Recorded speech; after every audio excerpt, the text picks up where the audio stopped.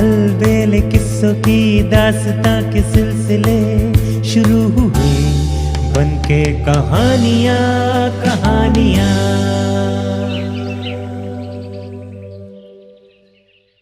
आइए सुनते हैं आज की कहानी, मछली क्यों हंसी। एक मछुआरन मोहल्ले में जा जाकर मछली बेचती थी। एक दिन उस राज्य के राजभवन के पास से गुजरते हुए उसने हाक मारी, मछली चाहिए मछली। उसकी पुकार सुनकर रानी ने दरवाजा खोलकर उसे बुलाया।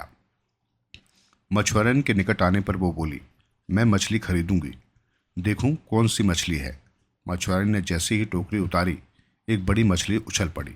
रानी ने पूछा, मछली नर है या मादा। रानी की बात सुनकर मछली हो कर हंसने लगी। मछुआरन बोली, रानी माँ, ये नर मछली है। रानी बोली, तब तो इसे मछली को मैं नहीं खरीदूंगी, कारण राजा को छोड़ कोई भी पुरुष प्राणी मेरे महल में प्रवेश नहीं कर सकता है। मैं मादा मछली खरीदना चाहती हूँ। मछली की टोकरी के अंदर से फिर हो कर एक मछली की हंसी सुनाई पड़ी। रानी ने दरवाज़ा बंद कर दिया। मछुआरन मछली की टोकरी लेकर अपने रास्ते चली गई। रानी गुस्से से कांपते कांपते अपने कमरे में आई।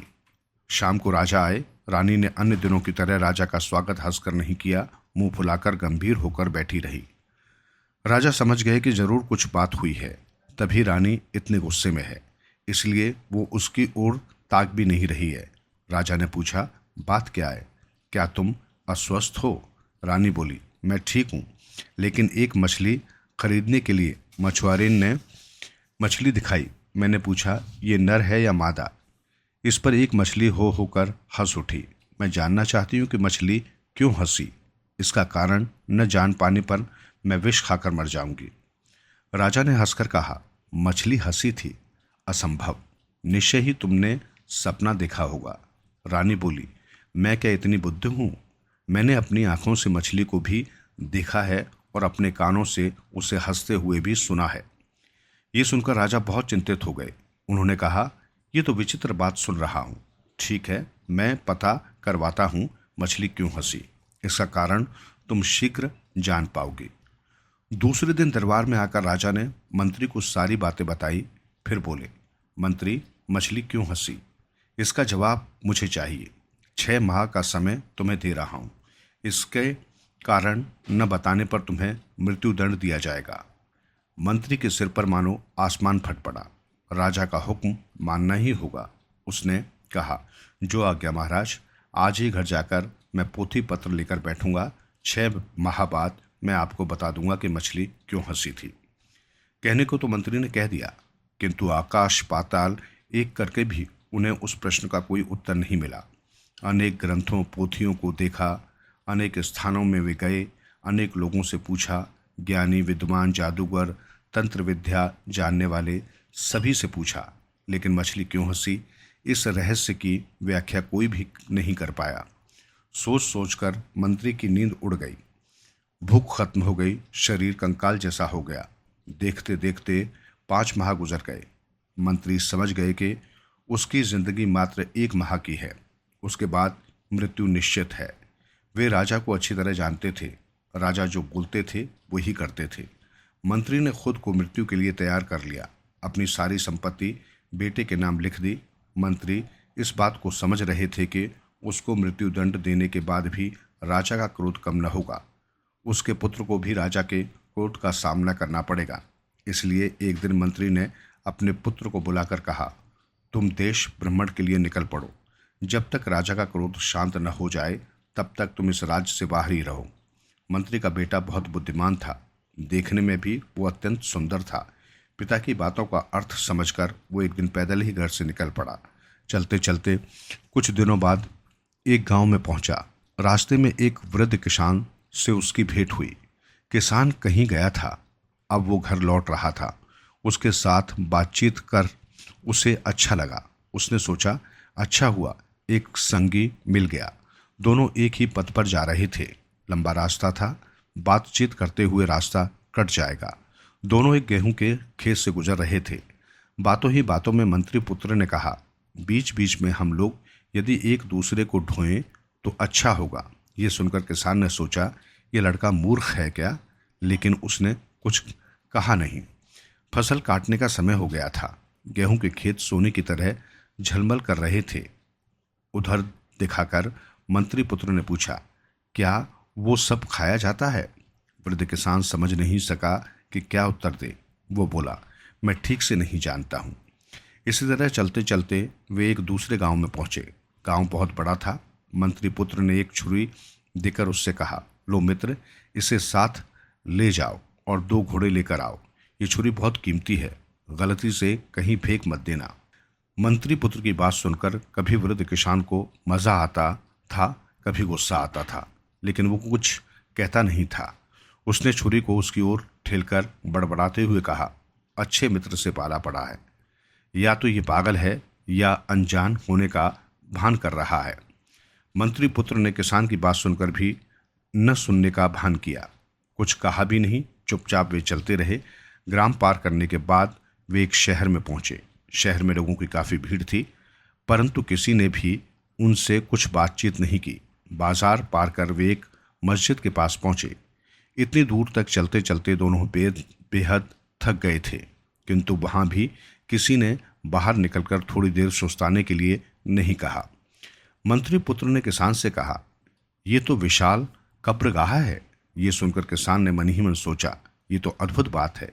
इस आदमी का आचरण तो विचित्र है। मनुष्यों से भरपूर शहर को देखकर कब्रगाह कह रहा है। शहर का एक पथ कब्रगाह की ओर गया था। वहां कुछ लोग एक कब्र के निकट खड़े होकर प्रार्थना कर रहे थे। मृत प्रियजन के नाम पर राहगीरों को रोटियां बांटी जा रही थी। मंत्री पुत्र एवं किसान के निकट आने पर उन्हें भी दोनों हाथों में भरकर रोटियां और मिठाइयां दी गई। मंत्री पुत्र बोल उठा, चमत्कारी शहर। सुनकर किसान ने सोचा, ये तो बिल्कुल पागल है। शहर के कहता है कब्रगाह और कब्रगाह को कहता है चमत्कारी शहर। इसके बाद जल को कहेगा थल और थल को कहेगा जल। विचित्र आदमी है ये, लेकिन उसने अपना मनोभाव प्रकट नहीं किया।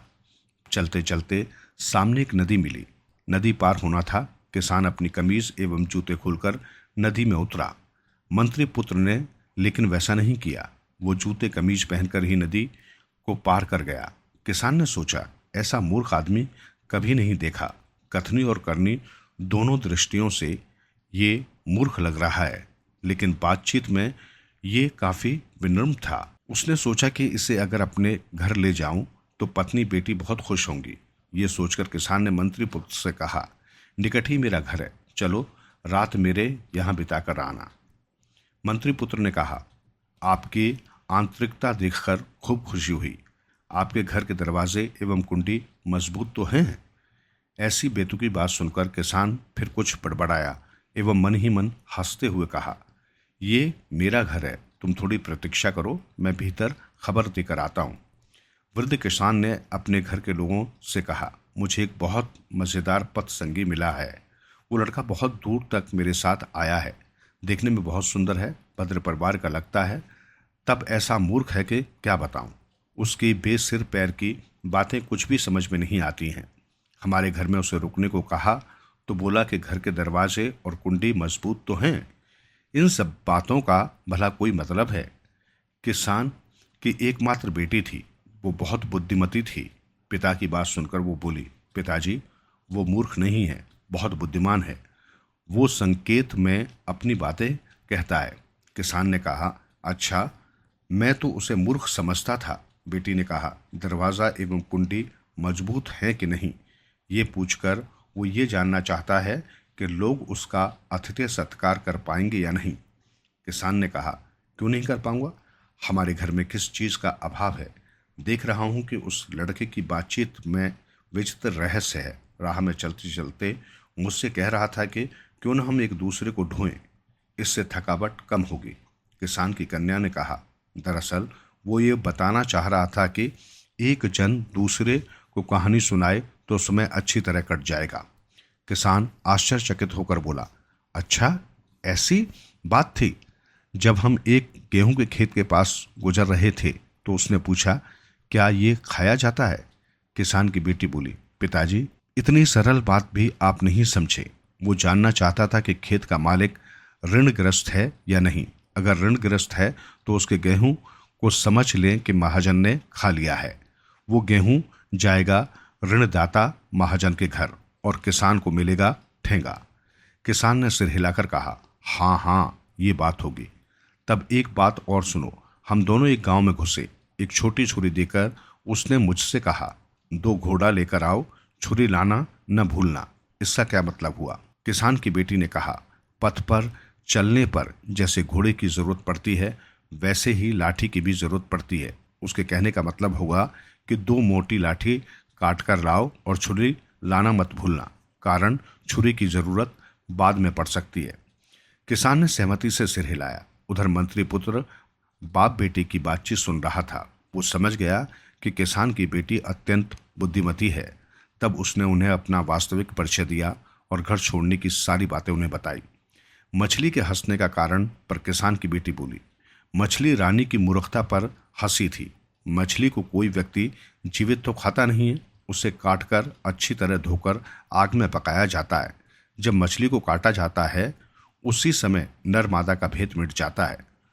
पकाने के बाद तो रहा सहा भेद भी खत्म हो जाता है।